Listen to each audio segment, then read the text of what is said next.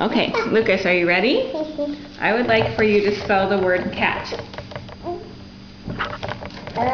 C-A-T. Cat. Good job. Stay in your chair, please. I understand the back. Okay, cat. Spell the word hat. H-A-T. Good. Spell the word dog. D-O-G. Excellent. How do you spell stop? O. No, stop. T. S-S-T-O-P. Great. How do you spell the word dad? D-A-D. Good. How do you spell the word car? C-A-R. C-A-R? Good. How do you spell the?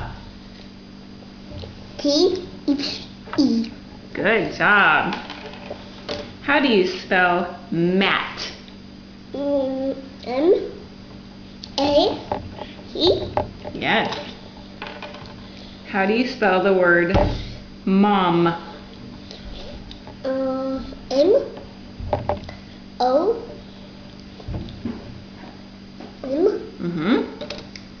How do you spell the word bat? B-A-T. Good. How do you spell the word and? It's a hard one. A-N-D. Good job, Pumpkin. How about wow? W-O-W. Good job. The last word is sun. Sun. Can you tell me? No, sound it out. You know it. Sun. S. Yep.